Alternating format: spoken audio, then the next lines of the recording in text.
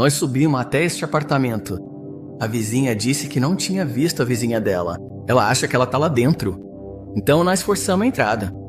Ela estava em um quarto nos fundos e estava realmente muito doente. E eu deslizei pela cama para colocar uma máscara de oxigênio nela.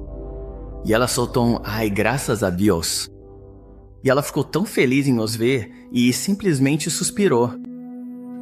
O hálito quente dela simplesmente encheu meus pulmões. Em menos de 12 horas eu estava doente. Os paramédicos me levaram para o hospital. Eles tinham uma coisa chamada Nubani, era uma morfina sintética. Meu organismo já estava bem debilitado. Aqueles remédios entrando todos de uma vez foi um golpe de nocaute. A próxima coisa que percebi foi que eu tinha saído do meu corpo. Me vi voando por um reino cheio de estrelas. Foi a sensação mais emocionante da minha vida. Você era simplesmente esse ser exuberante, incrivelmente feliz, cheio de alegria. E você estava em casa.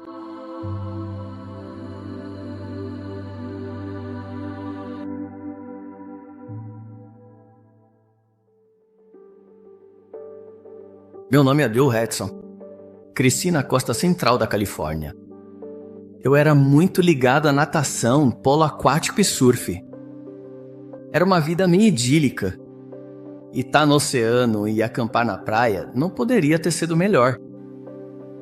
Depois do ensino médio, eu fiz uma aula na Cal Poly sobre controle de incêndios e isso realmente despertou meu interesse. Eu estava voltando da praia quando vi um incêndio enorme queimando lá na montanha. Então parei o carro de chinelo e bermuda de surfista e subi correndo o morro. Tinha uma mulher lá.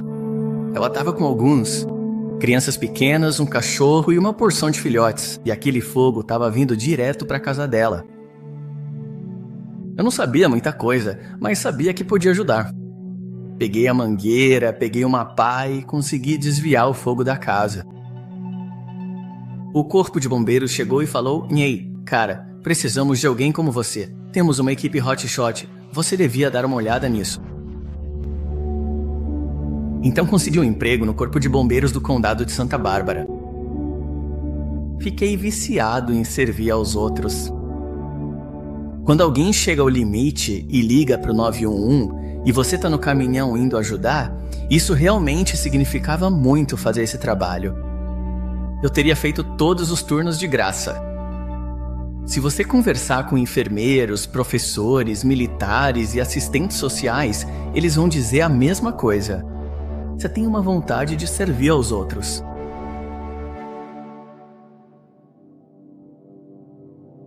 Em 1994, havia uma gripe se espalhando pelo condado de Santa Bárbara. E a gente estava atendendo chamados. Chegamos a um apartamento. A vizinha disse que não via a vizinha dela. Ela acha que ela está lá dentro. O carro estava na garagem. Jornais estavam na porta da frente. Então forçamos a entrada. Ela estava em um quarto nos fundos e estava realmente muito, muito doente. Tudo estava errado com ela. E eu deslizei pela cama para colocar uma máscara de oxigênio nela. Enquanto eu estava colocando a máscara nela e ajustando, ela percebeu que havia bombeiros ao redor dela. E ela soltou um "ai, graças a Deus". E ela ficou tão feliz de nos ver e ela simplesmente expirou. O hálito quente dela encheu meus pulmões. E eu olhei para os socorristas. Todos viram o que aconteceu. E eu disse: "Isso não vai acabar bem." Mas aí, fiquei doente por 12 horas. A frequência cardíaca estava elevada e tudo parecia ruim. A temperatura estava alta. Eu estava vomitando. Era difícil sair da cama. Eu era muito saudável. Eu fazia aromas e tal. E você nunca pensa em desistir, mas algo me dizia: você precisa jogar a toalha de alguma forma aqui. Você tá indo pro buraco. Então liguei para o 192 para os socorristas. Me levaram para o hospital. Eu já tinha tomado alguns litros de soro. E a enfermeira entrou. Sabe, eu disse: acho que posso ir para casa. E a gente vai tomar, sei lá, os antibióticos ou algo assim. E ela disse: não, você chegou de ambulância. E o médico ainda não te viu. Então ele está receitando isso para todo mundo. Eles tinham um negócio chamado Nubane. Era uma morfina sintética. Meu organismo já estava bem debilitado do jeito que estava. Aqueles remédios entrando todos de uma vez, assim, é só. Foi um golpe de nocaute. Os alarmes dispararam e tudo mais, e todo mundo entrou. Eles não conseguiam medir a pressão arterial. Estava tipo 40/0. E me levaram direto para a UTI. A próxima coisa que percebi, em algum momento no meio da noite, foi que eu saí do meu corpo. Me vi voando por um reino cheio de estrelas, passando por eles. Estrelas coloridas e esses orbes. Eu sentia como se tivesse sido libertado de um armário escuro e abafado. E agora eu era esse balão enorme, expandido. Era a sensação mais eletrizante. Era como se alguém estivesse derramando mel sobre o meu cérebro, e ele escorresse por todos os meus nervos. Emoções de aceitação e alegria.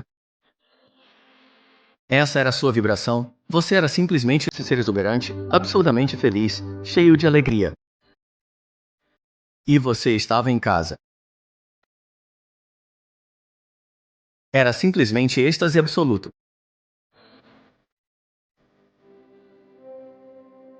Havia outra coisa acontecendo, e era esse conhecimento. É como se todo esse conhecimento estivesse escrito no universo. Tudo que você precisa fazer é pensar em um assunto, e ele simplesmente invade você. Eu me lembro que, quando era criança na faculdade, existia uma coisa chamada microficha. Você colocava aquilo na tela e, se girasse, as páginas simplesmente passavam voando. E era exatamente isso. Era como se tudo viesse super rápido. E havia simplesmente uma enxurrada de informações. Todo o roteiro de um ser humano está tudo lá, no fio do tempo. Nada era impossível nesse reino. Enquanto eu voava, lembro que uma coisa que me marcou muito foi em como, no mundo, eu acreditei que era esse cara. Como eu acreditei que era o Bill. Eu tinha toda uma personalidade e tinha esses relacionamentos. Eu tinha essas preferências e aversões. Tudo isso tinha desaparecido. Era como se eu estivesse jogando um jogo. E eu estava fingindo ser essa pessoa, esse ser humano, todos nós apenas interpretando esses papéis. É tudo um jogo. Acho que o objetivo do jogo é: será que conseguimos acordar dentro do jogo e perceber quem somos, com alegria, gentileza e paciência? Então eu segui.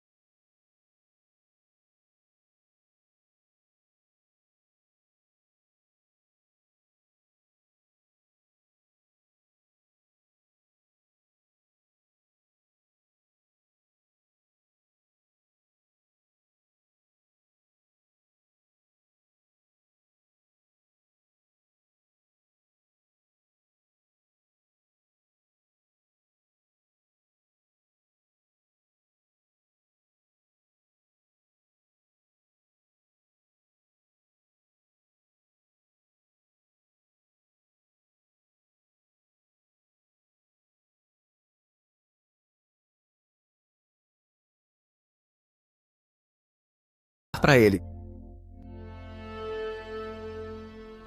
Esse outro cara, ele era tipo um sujeito alto e magro. Ele era feito de energia, como um tornado girando ou um redemoinho. Ele avançou. Partes dele se separavam e depois se juntavam de novo. E ele tinha um sorrisão no rosto. Dava para ver que ele estava super feliz. Mais do que isso, dava para sentir o amor dele. E conforme ele se aproximava de mim, minha garganta se fechou e meu peito parecia que ia explodir de tão cheio. Eu senti que ia cair de joelhos e desabar, chorando descontroladamente de tanto amor. Historicamente, nossos ancestrais, eles têm nomes para eles. São esses aqui. Seres não físicos que ficam indo e vindo conforme nossa capacidade de percebê-los. E eles chamavam esses seres de coisas como ajudantes, guias, anjos. Eu realmente acho que isso é algum tipo de conexão com o eu superior. Então eu disse, e agora? Vai ter uma revisão da minha vida? Vocês querem começar com isso? Algo em mim, talvez a experiência como capitão dos bombeiros ou sei lá, pensou em beleza, tem um procedimento aqui, vamos logo para isso. O cara alto, magro, caiu na risada. Quando ele parou de rir, disse em beleza, claro, vamos fazer isso. Mas aquilo não era uma revisão de vida. Era tipo um show and tell. Parecia um passeio pelos diferentes aspectos da nossa situação aqui. Eu não tinha grandes arrependimentos. Contei algumas histórias sobre empregos que eu gostaria de ter aceitado e mais algumas coisas. E aí ele simplesmente foi quase engraçado. Ele só deu um passo à frente, como um pai, pegando uma criança pequena do chão. Sabe, ele disse em beleza, já deu. Hora de voltar. Isso me deixou completamente chocado. Eu fiquei tipo, em voltar? Você só pode estar brincando comigo. E ele disse, e não, você tem que voltar. Eu falei, de jeito nenhum. Sabe, não tem motivo para eu voltar. Eu sabia que havia mais coisas lá fora e não sentia medo de onde eu estava ou para onde eu iria. Eu disse, olha, eu realmente não vou fazer tanta falta assim. Minha esposa e meus pais vão ficar bem tristes por algumas semanas, mas vão superar. Eles são pessoas fortes. Ele falou, olha, você vai voltar. Você tem coisas para fazer e elas são importantes. O quarto começou a se desfazer. Simplesmente começou a se desmontar.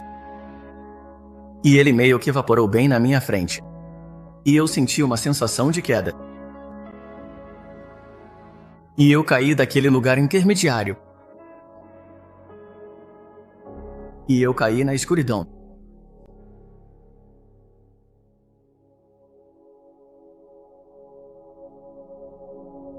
Me encontrei de volta no meu corpo. E eu tinha aquele medidor automático de pressão arterial. E acho que o aperto dele me acordava de certa forma. E eu percebia que, cada vez que ele disparava, a pressão estava mais alta, os números subiam. Quando chegou nos 70, tipo 70 por 40 ou algo assim, eu conseguia ficar acordado. A enfermeira passou e viu meu rostinho olhando de volta para ela, e ficou assustada, e disse, você está acordado. E eu falei, sim, estou. Ela disse, preciso avisar o médico imediatamente porque estávamos muito preocupados. E eu fiquei tipo, ok, tudo bem, tranquilo, pode avisar o médico. Mas antes, o que eu tô fazendo aqui de novo? Eu queria respostas para isso. Eu disse, eu estava em casa. Eu estava em casa com meus melhores amigos. Como é que eu voltei para esse lugar? Eu estava puto. Eu tinha absoluta certeza de que meu corpo estava atrás de mim. E eu estava fingindo ser o Bill Ledson. E eu não estava mais. Agora eu estava de volta em Billetson e ela era uma daquelas enfermeiras velhas que mascavam chiclete. E ela disse, querido, você estava em escrow, mas saiu do escrow. E agora você está de volta com a gente. E você vai ter que aceitar isso.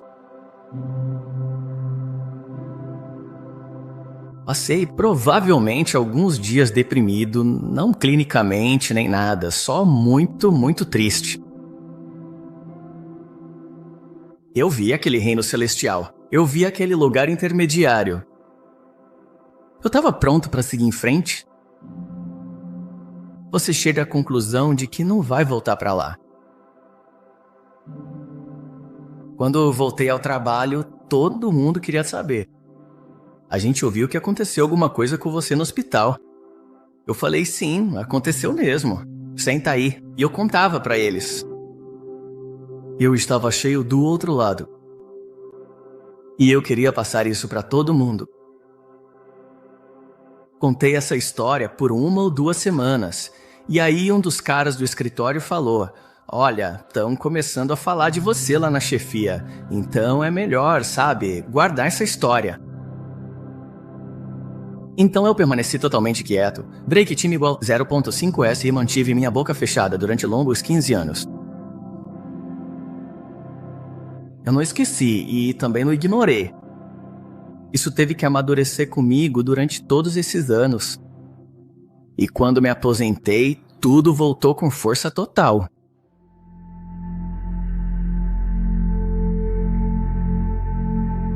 Eu estava recebendo sussurro. É assim que nossa alma fala com a gente. Era como se eu estivesse sendo cutucado. Só para explorar a América Central, conviver com xamãs e prestar atenção ao que os povos nativos sabiam, essas civilizações antigas, como os maias. O que eles sabiam sobre esse lugar e sobre o nosso papel nele. Me disseram para ir olhar, ir para esses lugares onde tudo desacelera. E não tem Wi-Fi, não tem roteador, e você volta para o silêncio. E se você ficar quieto o suficiente, a alma pode falar com você. E a maioria de nós não está em um ambiente onde possa ficar tão quieto nesse estado meditativo que abre algo dentro da gente. Para experimentar mais, a gente não precisa voar até Plutão. Tá tudo bem aqui. Você precisa elevar sua vibração através desse grande espírito, da energia fonte, do sol, e o véu começa a se desfazer na sua frente.